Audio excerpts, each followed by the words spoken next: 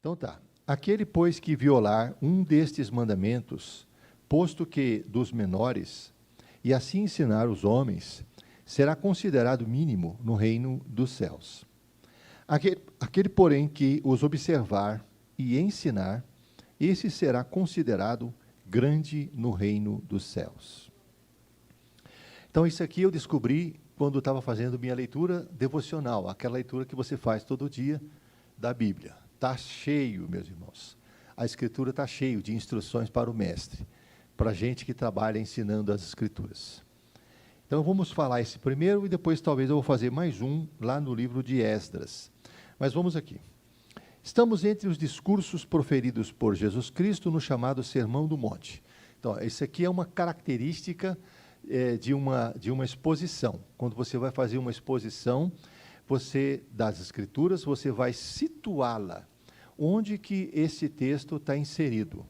Então, aquela apostila, ainda tem umas 2 ou 3, a pregação expositiva é a pregação mais importante que existe. A gente opta, geralmente, pela pregação temática, porque ela é mais fácil. Todo mundo procura coisa mais fácil. Só que a pregação temática é bem rasa. A pregação temática sempre fica em cima do tema, do assunto. Então, não aprofunda no texto. A melhor pregação é a textual e a expositiva. A textual, a diferença é só na porção. A textual pega um versículo, no máximo 2, e a expositiva pega uma passagem completa. Por exemplo, você vai estudar a parábola do filho pródigo. Então, a parábola do filho pródigo começa no versículo 11 do capítulo 15 de Lucas. E vai até o versículo 30, me parece. Mas você não tem que explicar toda a passagem. Você tem que pegar algumas lições que estão ali. Eu costumo dizer que a parábola do filho pródigo é a mãe das parábolas, porque ela tem muitas lições. Eu escrevi um livro sobre as parábolas, o irmão sabe, né? Jesus proferiu muitas parábolas, mas só estão registradas 39. Então, eu fiz um estudo das 39 parábolas, demorei 2 anos para fazer isso, mas valeu a pena, muito a pena. E a parábola do filho pródigo, eu já consegui tirar 4 estudos dela. Primeiro, fazendo o estudo do filho mais novo, né, e comparando com o mais velho. Depois, fazendo o estudo sobre os empregados da casa, porque o filho pródigo, quando está no chiqueiro, ele disse: eu só queria comer o que os empregados do meu pai têm na mesa. Então, a figura dos empregados aparece ali, é uma figura dos obreiros, dos líderes, dos que servem ao Senhor. Tá? Depois, um estudo sobre a casa, porque ele fala da casa. Jesus fala muito sobre a casa. Não sei se você já prestou atenção. Vamos aqui, só para ilustrar, porque, irmãos, me perdoe, porque eu tenho esse jeito de ensinar. Eu começo a falar um assunto e eu deixo o Espírito Santo me levar. Então, vamos aprofundar aqui, mas depois eu volto para o assunto. Lucas capítulo 13. Sabia que Lucas 13, Jesus fala sobre arrependimento? E aqui, no versículo 22, Lucas 13, 22. É porque vocês todos são mestres, eu sei que os mestres gostam sempre de escafunchar mais, né? Detalhar mais um pouco. Né? Uma vez o evangelista Edson estava numa grande conferência, ele estava lá no púlpito, né, junto com outros grandes evangelistas, e um americano chegou no ouvido dele e falou em inglês: para de ser mestre, prega o evangelho. Falou em inglês. Por quê? Porque ele é evangelista, e o evangelista não precisa aprofundar muito na Bíblia, não. Ele tem só que orar e pôr a mão nos enfermos, e repreender os demônios, e curar os enfermos, e pregar o evangelho puro, e ganhar alma, muita alma. Mas, às vezes, a pessoa quer dar uma desviada para o lado do mestre, e ele foi repreendido, para ele continuar na dele. Vamos aqui, Lucas 13, 22. E Jesus passava por cidades e aldeias, ensinando. A maior parte do ministério de Jesus era ensinar, irmãos. Ensinando e caminhando para Jerusalém. Caminhando para Jerusalém? Por que está escrito isso aqui? Tudo tem uma razão. Pastor Éder, tem ideia? caminhando para Jerusalém. Depois, se você for mais um pouquinho para frente, lá em Lucas 19, ele vai falar de novo. Porque ele está indo para a morte. Essa é a última viagem. Jesus fez um percurso da Judéia para a Galiléia, uma vez por ano, vai e volta, vai e volta um ano. Ele fez isso 3 vezes. Essa é a última agora. Galiléia, onde fica o mar da Galiléia, Cafarnaum, fica na Galiléia, certo? Nazaré. Agora, Judéia, então Jerusalém, certo? Belém, tudo Judéia. Então, Jesus está vindo pela última vez para Jerusalém. Lucas 19 diz que ele está saindo de Jericó, última cidade. Tudo isso você considera quando faz um estudo expositivo. Porque Jericó fica a 25 quilômetros de Jerusalém. É a última cidade. Tem que subir. Jerusalém fica no alto. Então, Jesus está indo para Jerusalém. Lucas está lembrando. Mas por que você escreveu isso? Porque ele vai morrer lá. Lá é o final. Então, isso aí é tudo interessante. Ó. E alguém lhe perguntou: Senhor, são poucos os que são salvos? Esse alguém, provavelmente um judeu. No Antigo Testamento, quase não existe referência sobre salvação,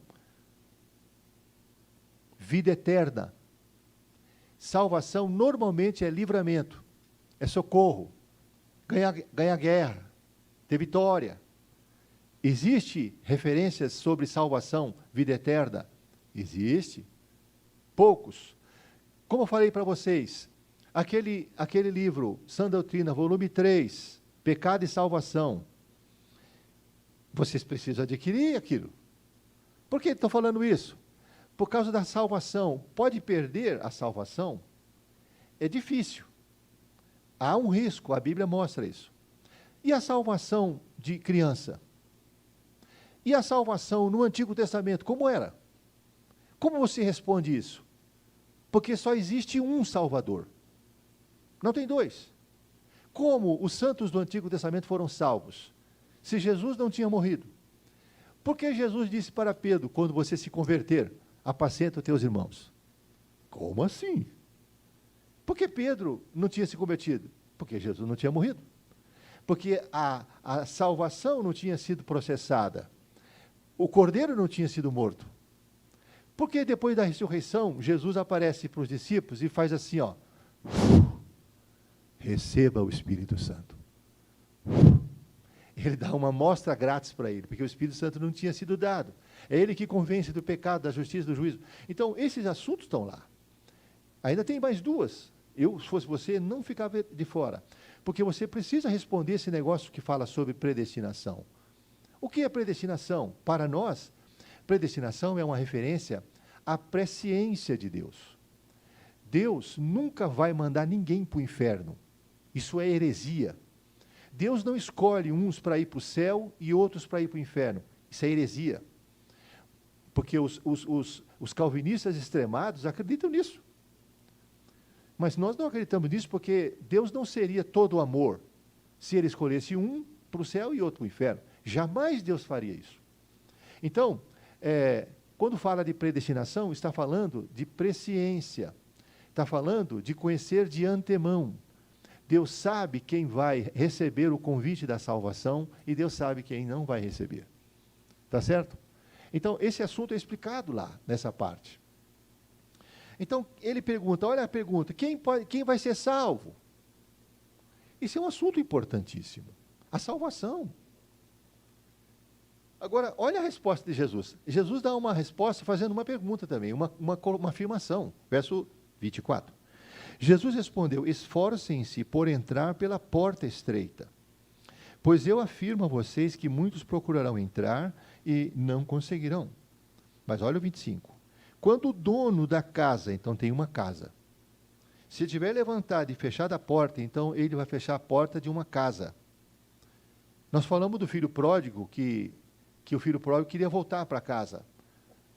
Jesus fala dessa casa aqui o tempo todo. Ele está sempre falando. Então, quando você vai fazer um estudo, tem que prestar atenção em tudo isso. Ó, Ele está dizendo que o dono da casa vai levantar, então ele está sentado, é Deus no trono. Vai levantar e vai fechar a porta. Ele vai fechar a porta. Então, Jesus, o que Jesus fala? Você está me perguntando quem vai ser salvo? Mas por que você não se apressa para entrar logo pela porta? Porque a porta vai fechar. Agora, olha só mais uma curiosidade. No versículo de número 28. Muitos virão do Oriente e do Ocidente, do Norte e do Sul, e tomarão lugar à mesa no reino de Deus.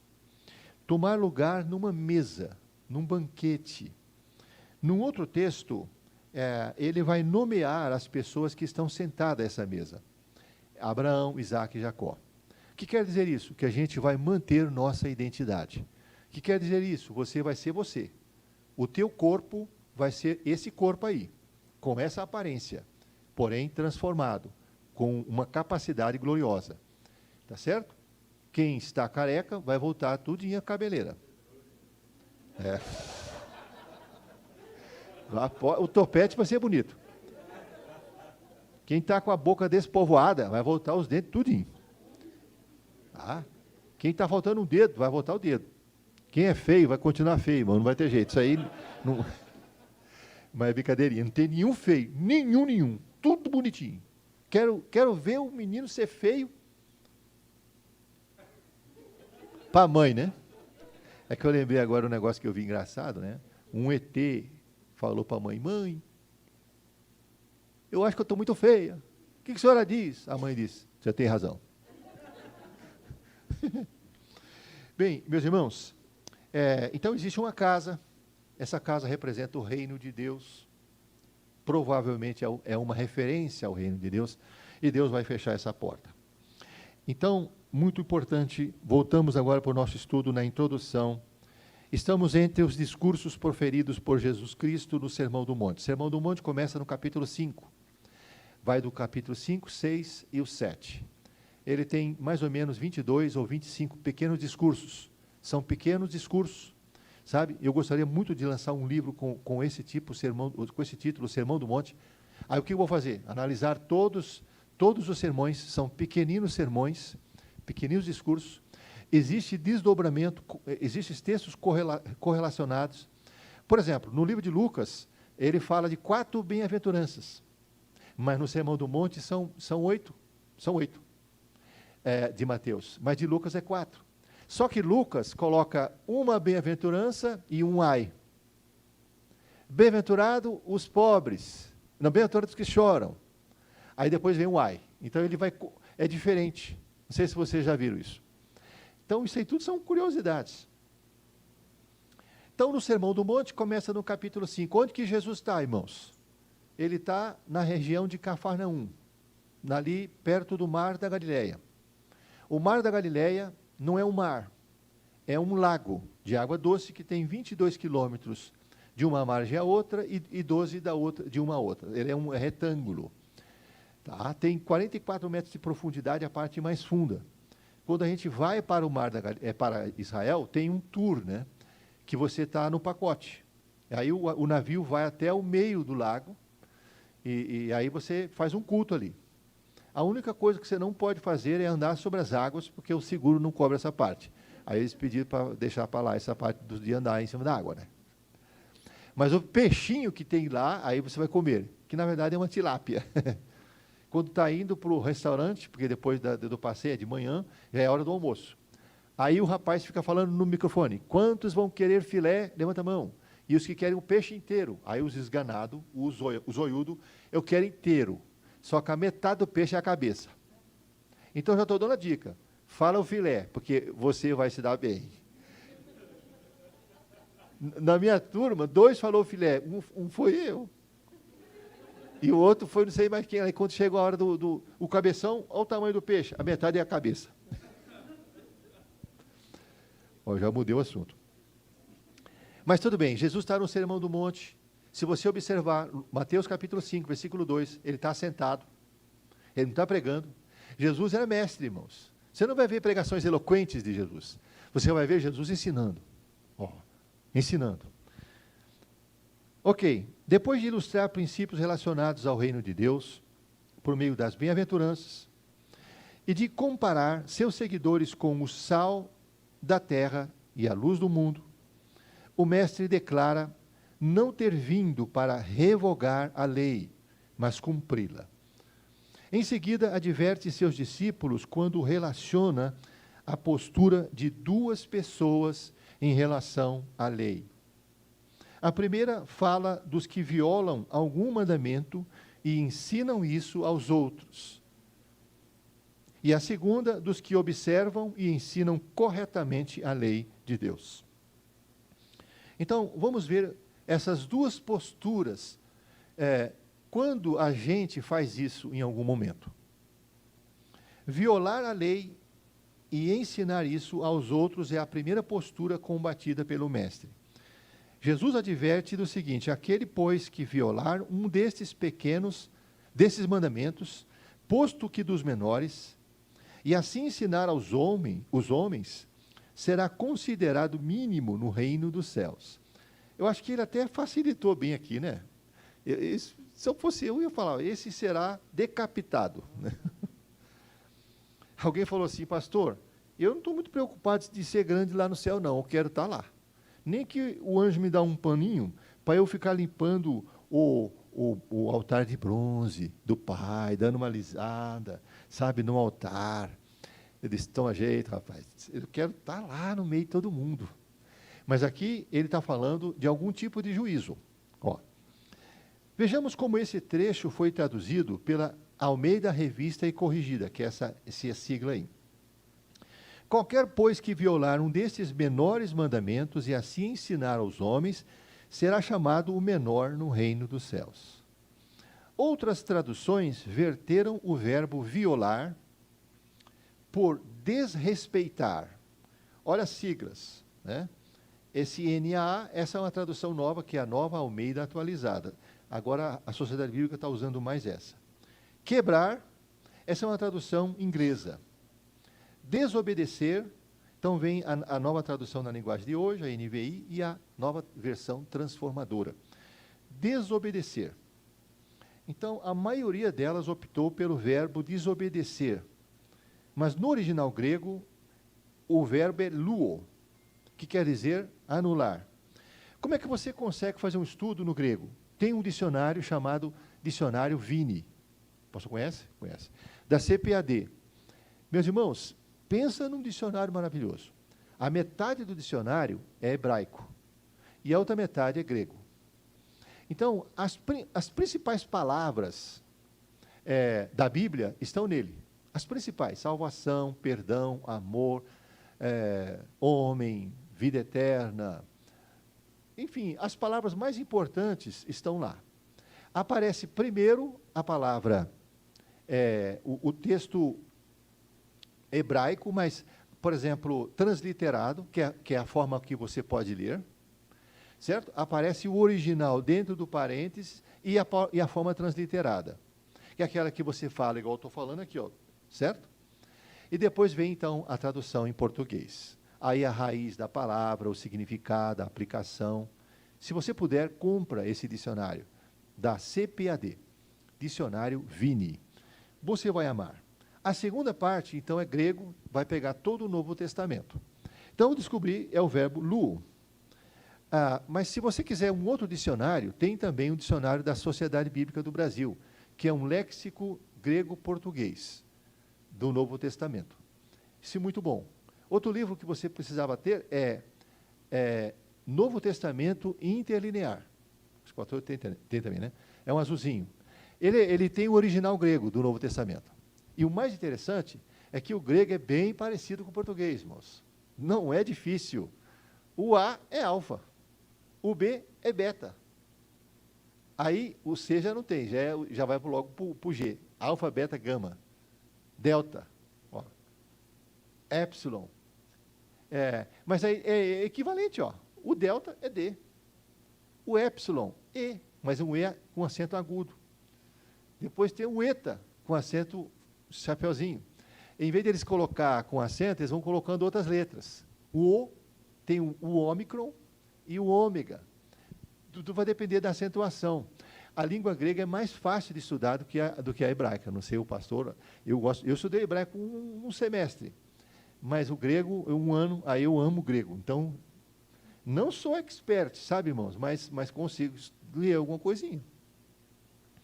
Porque quando você estuda a Bíblia, que é o nosso material de estudo, né, irmãos, a Bíblia, então vai se aperfeiçoando. Luo, anular, soltar, revogar, abolir. E tem o sentido de deixar de submeter-se a uma lei ou a um regulamento, com a possível implicação de considerá-la sem valor. Então, é o mesmo que desobedecer, transgredir uma lei. Meus irmãos, bom, vamos continuar aqui na explicação. A chave linguística, esse é outro muito bom, é da editora Vida Nova, essa chave linguística. O que é a chave linguística?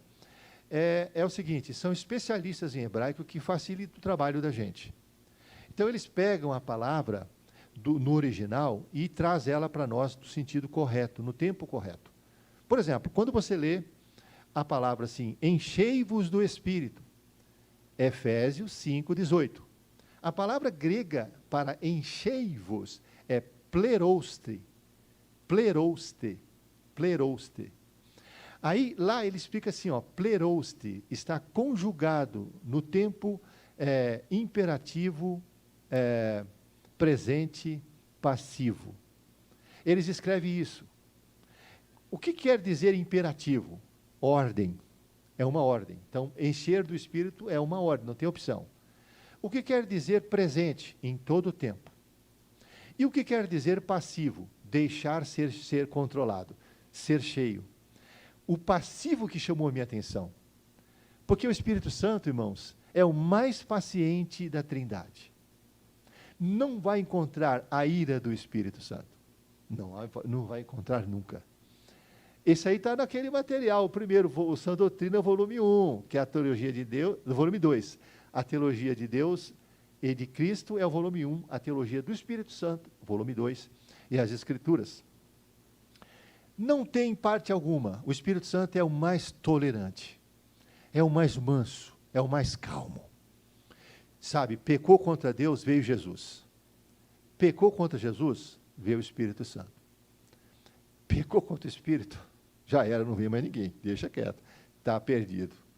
Mas é muito difícil, é muito difícil. E o pecado contra o Espírito Santo, que não tem perdão, não é praticado pelos crentes, pelo povo de Deus, é pelo ímpio. E você vê isso pelo contexto, estudando, porque são 5 os pecados contra o Espírito. Quantos? 5. 3 são praticados por crentes e 2 por incrédulos. Quais os pecados do crente? Resistir ao Espírito, apagar o Espírito, não, resistir não, entristecer o Espírito, apagar o Espírito e mentir ao Espírito. E o do incrédulo? Resistir ao Espírito e blasfemar contra o Espírito. Então lá eu explico isso lá direitinho, bem detalhado.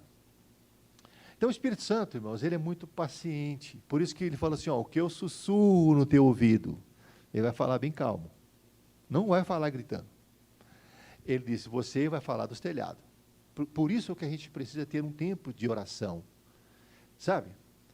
Meus irmãos, você não está orando todo dia? Deus mandou eu vir aqui falar para você orar todo dia.